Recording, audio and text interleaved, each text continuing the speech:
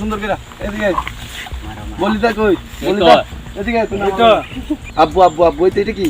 পলাতক থেকে এভাবে সামাজিক যোগাযোগ মাধ্যমে অবৈধভাবে বন্যপ্রাণী বিক্রি করতেন আন্তর্জাতিক বন্যপ্রাণী পাচারকারী হিসেবে পরিচিত জাহিদুল ইসলাম ওরফে জুগলু। তার নামে মামলা থাকলেও কোনোভাবেই ধরতে পারছিল না আইনশৃঙ্খলা বাহিনী। তবে ২৬ জুলাই অপেক্ষার অবসান ঘটে।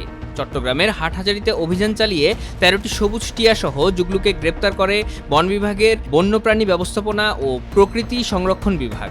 ২৪ তারিখ রাতে যে আমরা আসামিটা ধরছিলাম শফিকুল ইসলাম শফিকুল, হ্যাঁ, ওকে জিজ্ঞাসাবাদ করে আমরা মানে একটা ওই জুগলুর একটা গোপন গোডাউন বা একটা আস্তানার একটা মানে খবর পাই।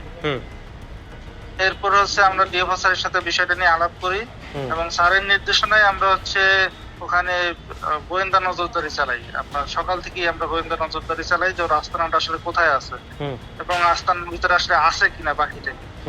তো এর ভিতরে আপনার হাটহাজারীতে ওই দিন ছিল সাপ্তাহিক কবুতরের বাজার, আমাদের জানা ছিল না যদিও সাপ্তাহিক কবুতরের বাজার। তো হঠাৎ করে দেখি আমরা যে ওর ভিতরে জুগলু ওই জায়গায় 10টা পাখি নিয়ে বিক্রি করতে। 10টা কি পাখি?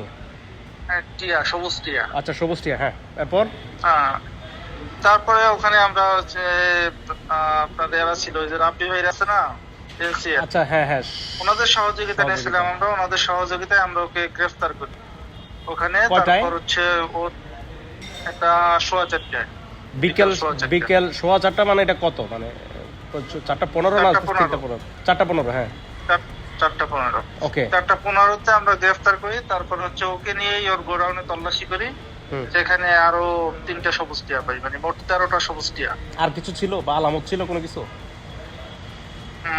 অন্য কিছু ছিল না, ওই মুহূর্তে ছিল না, যেহেতু আমরা আসামি পাইছিলাম। এগুলো সব বাসাটা কোথায় ছিল?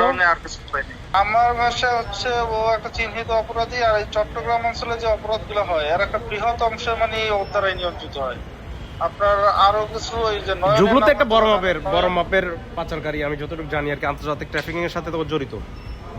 হ্যাঁ, ওই যে হাদিস যে ধরা পড়ছে ওদের সাথে, সবার সাথে লিঙ্কড। ওকে, জুগলুরে আমরা অনেকদিন থেকেই খুঁজতেছিলাম। আপনার ওই যে আগের কেসটা ওরে আমরা ধরতে পারিনি, এরপর থেকেই আমাদের নজরদারিতে ছিল।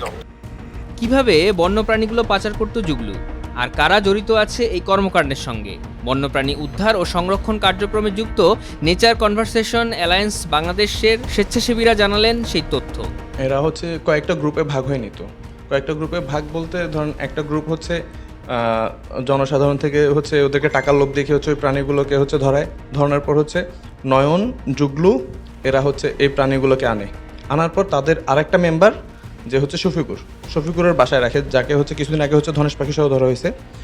তো ওর বাসার থেকেই হচ্ছে ঢাকা এবং চট্টগ্রামের যেসব পাচারকারীরা আছে ওরা হচ্ছে ঢাকার যেসব পাচারকারী ইন্টারন্যাশনাল ক্রাইমগুলো করে তাদের কাছে হচ্ছে তারা বিক্রি করে। আমার মনে হয় যে বাংলাদেশে যত বন্যপ্রাণী পাচার হয় তার 80% হচ্ছে চট্টগ্রাম থেকে। আর চট্টগ্রামে বন্যপ্রাণীর পাচারকারীর মূল হোতাই হচ্ছে এরা হেলাল, হাদিস, জুগলু, নয়ন আর হচ্ছে ইয়াতে আতাউর আছে একজন।